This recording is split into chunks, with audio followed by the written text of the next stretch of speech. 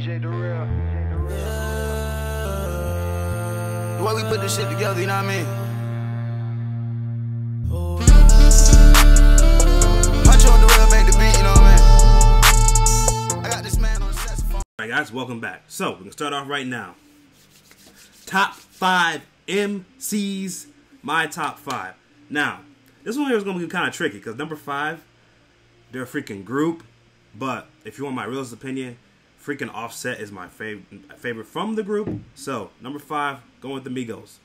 Which is why with the Migos at number 5, they're kind of low on my list at being number 5. The reason why, because they're kind of sometimes, they're great on features, and then like them just being alone as their own core group for an album. You may got like maybe on the album, you may like, dang, maybe 4 or 5 songs that you're like, okay, I really like. The rest of them are just like, you know what I'm saying? They're just right there. But when the Migos are on features, I mean, shoot, perfect example. They had some great songs with freaking Chris Brown. Great features. They had some great songs with French Montana. They've had some... Now I'm saying no, because like usually when it's with Drake, it's usually there's Quavo's with Drake during certain songs. But when they're a group and they have on features, they're freaking great. Like for example, we're going to get to this guy's on my list here, but Travis Scott on their album, it was a kind of hit or miss. Some people say they liked the song. Some people say they didn't like the song with the song on Travis Scott's new album. Some people liked it. Some people didn't like it. It's a kind of mixed bag reaction. But to me, the Migos, when they're on features, they're great. I like them like that. When they're this core group by themselves, like Offset, the album that Offset made with 21 Savage, him by himself, he sounded pretty damn good. I mean, I was like, damn, Offset, you coming in, bro. You coming in, bro. And then like Quavo, and when he's with Drake, I don't think Quavo and Drake have made like a bad song together, but when they're together, they made great stuff. So that's why I put the Migos as number 5, because dang, nobody even talks about Takeoff. Nobody talks about Takeoff. It's just Quavo and Offset. But honestly, I think Offset can really shine by himself. But everybody's favorite usually is Quavo. But number 5 is the Migos. Number 4 here. I was really going back and forth between number 4 and number 3. But I had to put my number 4 because he still got Show Me Some More. The guy at number 3, he's freaking really, really, really good. I really didn't. I'll tell you guys right now, the guy that had at number 3, you're gonna be shocked. I'm gonna give you really reasons why I didn't listen to him until his second album that he really released. But number 4, Travis Scott, people. Now, I never listened to Days Before Rodeo. The way I got introduced into Travis Scott was Birds in the Trap. I was like, damn. Then I figure out this dude does his own freaking beats. I'm like, damn, he does his own fucking beats? Alright, I can respect this. So you guys are going to find out in my videos here with my MCs. When you do your own beats and you make your own production, I have way more respect for you than I would do if you don't do your beats. But, Travis Scott, Birds in the Trap, I fell in love with the dude, man. I was like, damn, this dude's really freaking talented. You do your own beats, you own your production. I can hang with that, man. I like that. Then I listen to the album, I'm like I'll tell you guys in my videos. I tell you guys in my videos when I do reactions all the time. With me, beats, hook, production, gold. If you can do that, Travis Scott's mastered the beats, the hook, the production. That's why he's in my top 5. The album, Astroworld. When I went through it first listen, I was like, there was probably like only, I'll just get right now. There was like maybe 3 or 4 songs. I was like, damn, I'm really fucking with them. And then everything else, I'm like, it gotta grow on me. It's gotta grow on me more. For example, Stargazing. When I first listened to it, fucking loved it. Sicko Mode. First listen, it's reactions on the channel. I was like, the switch ups. I was like, holy fuck, Travis Scott. The switch ups, my dude. And then R.I.P. Screwed. First listen, I liked it, but I didn't like freaking love it. About 3 or 4 times replaying it, going through it again, loved it. Stop Trying to Be God. First listen, okay. Second, third listen, still okay to me. Nothing, you know what I'm saying, that. But that 5% tint, bro. First listen, I was like, all right. 4th to 5th listen, this shit, the beat is crazy, bro. Love 5% tint. And then the other ones, I mean, Houston Fornication. I mean, my dude Mimi, who's a big YouTuber now at music reviews. I went to high school with the dude. he was right, dude. It's the fucking best song on the fucking album. That Houston Notification, bro, is the fucking shit. I was like, damn, Travis Scott. See, when you do your own beats and production, I freak with you, bro. But Travis Scott's my fourth favorite MC right now. The dude, I mean, he's doing big things. I mean, Astroworld, love it. But still, Birds in the Trap, still my favorite album by Travis Scott. This right here is probably... Now, I've re-listened now. Since I love not listening to Travis Scott now, I went back and listened to Rodeo. This is a tough one for me. I mean, right now, Astroworld, you can say it right now, but Days Before Rodeo might still be second right now. But Astroworld is close pushing for second place. But Travis Scott is my fourth favorite MC right now. Now, don't get on me, guys. I'm always honest with you guys on my channel. Number 3 is J. Cole. Now you guys might say, J. Cole's only number 3. What's that? You'll know why. I'll tell you guys more details why I have people in certain places like I just told you Travis Scott. Number 3 with J. Cole. Now, I was not a big J. Cole fan when he first came out. Like, my friends used to like, dude, you gotta listen to J. Cole. This dude's freaking the man. You gotta listen to the man, J. Cole. I was like, right now in my lane, bro, I'll let you go and know why when I get to number 1. You'll know why. I wasn't the biggest J. Cole fan, but when his first album came out, because I still was, you guys are probably going to spoil it for you right now, but you probably know who 2 is and 1 is in a second if you've been watching me for a while. I wasn't a big J. Cole fan. Then we hopped on tracks with Drake, and I started listening to him more because at that point, Drake was one of my favorite guys. I mean, you know what I'm saying? When he jumped on tracks with Drake, I started listening to him more. So, his first album came out, which was... damn it, J. Cole was your first fucking album. What was your first album, bro? Oh, don't kill me, guys. I don't have J. Cole's first album right on my freaking tip of my tongue. Even Apple Music doesn't have J. Cole's first album as the first list. Okay, Cold World, Sideline Story. When that first came out, I didn't really, you know what I'm saying, get invested into listening to it, but I heard him on the radio. Everybody heard him on the radio. 2011, still wasn't a huge J. Cole fan, okay? Then we go to J. Cole's second album, Born Sinner. This is where I started to listen to J. Cole. Reason why, that fucking Power Trip with Miguel was all over the freaking radio, and I was like, Power Trip. I got into Power Trip. I'm like, all right. Okay. So 2013, that's when I dived back into more music, because I did kind of fall off to music in like 2012, 2011, because I wasn't that really amped into music. I was more into video games, which you guys can see right now. I got Madden 19 up on the board right now. I'm playing that.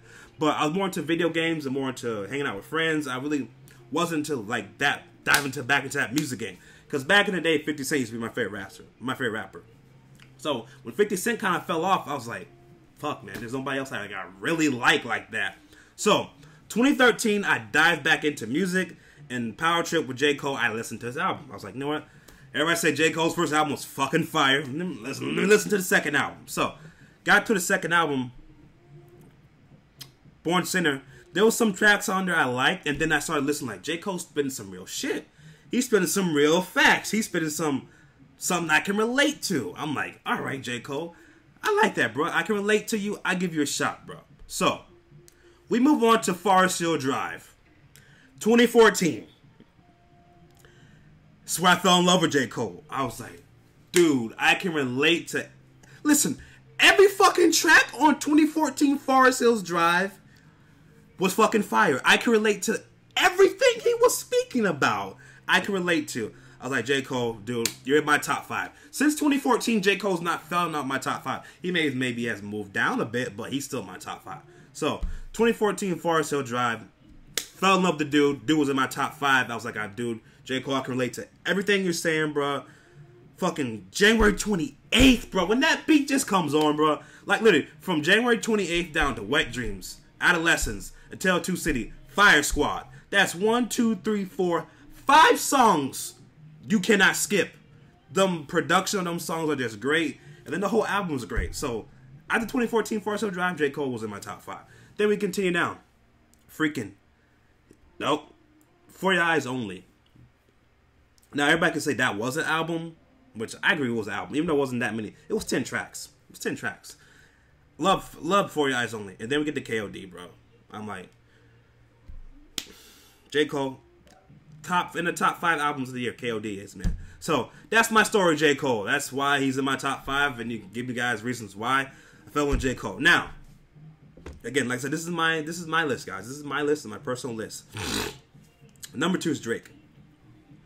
He would have been number 1, but you guys probably know who my number 1 person is. If you've been following me on my channel, you probably know who number 1 is. Okay. My story with Drake, guys. I did not know who this guy was because my brother told me, yo, you gotta listen to this freaking freestyle by this guy. I freaking forgot what it was called. Forgot what Drake's freestyle was. This is like the first song I ever listened by Drake. And I gotta find it for you guys. Freak.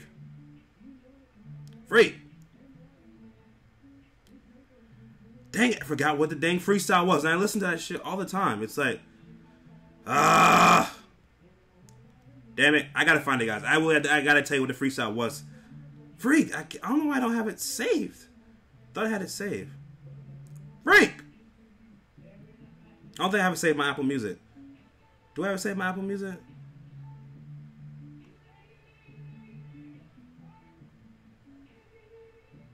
Dang it, I don't have it saved. I don't have it saved. But listen here. This is gonna kill me. I gotta find it, guys. It's gonna bother me. I gotta find the Drake freestyle. It's gonna kill me if I don't find it. I'm that type of person. Like, I gotta show you guys what the song was. Freak.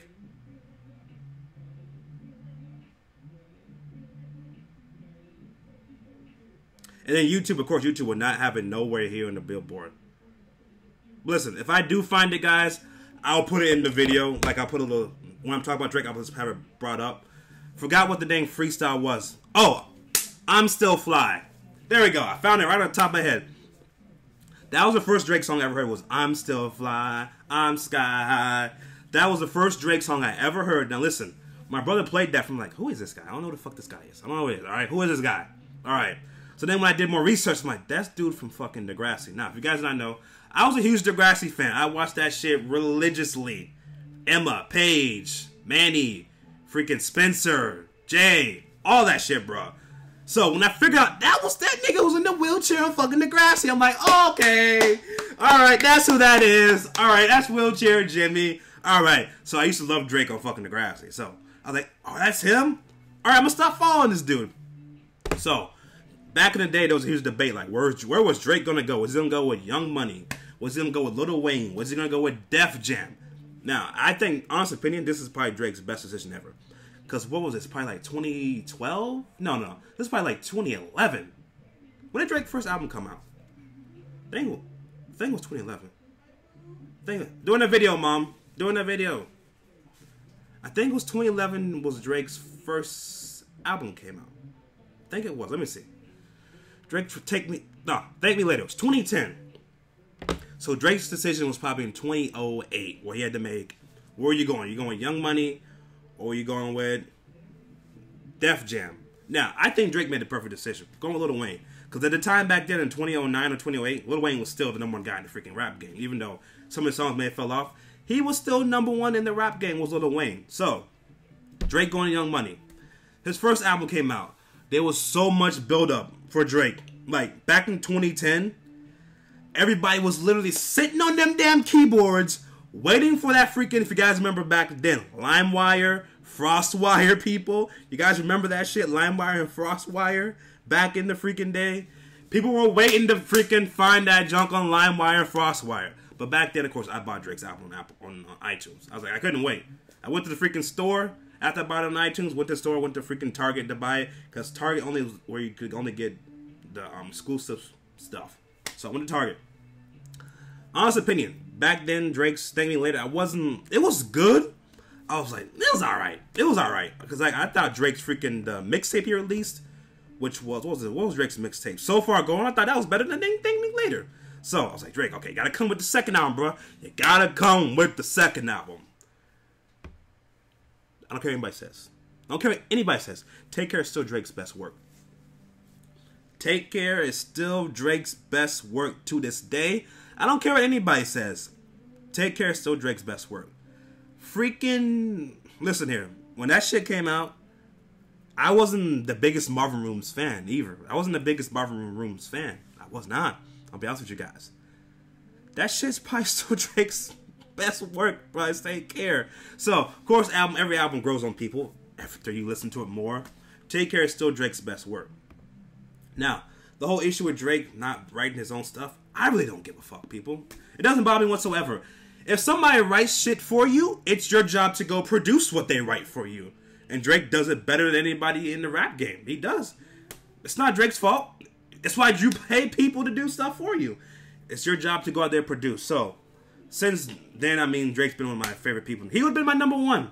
He would have been my number one. But he's not my number one. Now, of course, if you guys didn't follow me, you knew Logic was my number one person since I've been on here. My story with Logic, people. I mean, I could be here for an hour. I could be here for an hour with Logic. Let's talk about Logic. Now, Logic is my number one. Okay, story with Logic. Again, like I told you guys, when 50 Cent fell off, I was looking for somebody. Because when I found Logic, Drake was still my number one guy. But I was looking for something else. I was looking for something, because Drake was more of that back then. He was still an R&B dude to his core. He wasn't like that rap game fire. So I was looking for somebody to fill the void of 50 Cent. Now, here comes this fucking dude from Maryland. Here comes this dude from fucking Maryland. Like, literally the same age as fucking me. I'm like, okay, so you're telling your mom, your dad both have been on drugs. Like, that relates to. Okay? You tell me you working 2 jobs a day to fucking hustle to get to your career. Okay. That's like everybody in America. I can relate to that. So, you're telling me you freaking working until 3 o'clock in the morning, writing fucking music to grind. Okay, I can relate to that. You're telling me your woman you were gonna propose to fucking turned you down. And then now that you're big, she wants you back. I can relate to that. You're telling me that your first album wasn't great because Def Jam fucking didn't push you the hard way that you thought you should have been pushed. And then your second fucking album came out and you're like, fuck that shit, I'm pushing it myself too. And then you're fucking number one on the fucking Billboard with a fucking suicide song, and then now you're fucking on TV. Now everybody knows who the fuck you are. Now people who didn't follow you from the beginning are jumping on the bandwagon. I can relate to that. That's Logic, man. I mean, what do you want me to tell you guys? I mean, listen here. The first song I ever heard by Logic was Let Me Go Tonight. Let me go tonight. You guys know that song? If you're a Rat Pack, you know that shit. I mean, dude, when I first heard that Logic spit, like those fucking fast-ass bars, bro, I'm like, dude, okay. And then you still sticking to the script about you preaching yourself, bro. I mean, listen. I mean, Logic's number one, bro. I mean, I've been following Logic from the fucking beginning. When he first signed to Def Jam, I probably was literally like, finally, this dude signed somewhere. I'm like, to me, I thought Logic should have been signed from the beginning. Like, listen, if you listen to Logic's old, before he got signed to Def Jam, you're like, that dude should have been signed from the beginning. He shouldn't have to wait that long. But anyways, everything works for everybody in the beginning. He signed to Def Jam, pushed his first album. His first album was great. I liked it. Second album, The Incredible True Story. This was the first person that, even if you look through iTunes and Apple Music, you're like, a space-themed album. You stick to the script. That goes over to the next album. They're still in the next album. You're like, holy freak, bro. Logic's just a smart, talented dude. Like, literally. Now, if you guys want to know my favorite Logic album, it's kind of hard because, listen here. I respect Logic so much that it's just so real that, if you want my honest opinion, I'll put them in order for you guys. To me, Under Pressure, still number one because that was his first album. Like, everything we had worked towards to as a Rat Pack gang, that was his first album. Like, we didn't know when it was going to come, but it came and it was freaking good. Then, if you want my honest opinion, Incredible True Story is probably Logic's best album, but I just hold that as number one because it was finally the breakthrough moment for the dude. That was his breakthrough moment. And then, for Logic to freaking win a Grammy and perform at the freaking Grammy for the Suicide song, which was on everybody, I mean, that's the song that literally pushed some mainstream. Listen here, Logic still was not mainstream until that Suicide song, in my opinion. Because you're like, finally, now everybody knows who you are, bro. Which is another great story, too. It's another great story. But Logic says the next album that comes out is supposed to be his last album. Now, do I think that'll be his last album? Because he said he wants to do some more acting. Wants to produce some more anime, which, again, is the reason why I like Logic. He's into anime. He plays video games. Like, that's dope as hell. You know what I'm saying? But I really hope it is not the end, man. Because, I mean, listen, we've been on this journey since literally, what, 2011? We've been on this journey since 2011, dude. And finally, he's here. He's now mainstream, bro. Now, again, comment down below. Let me know what you guys think. Who's your top 5? So again, we're going to go over this again. Migos are at number 5. Number 4 is Travis Scott. 3 is Cole. 2 is Drake. 1's Logic. Comment down below. Let me know what you guys think. Let me know. Now, gotta upload this one here. Though after this one, probably gonna take a while to upload the way YouTube works right now. So I'll see if I can squeeze in one more video. If I can squeeze in a wrestling discussion real quick before I go off to work. Try to do that for you guys. So comment down below. Let me know what you guys think. Who are your top 5 MCs? Yeah. DJ the real. Yeah. The way we put this shit together, you know what I mean?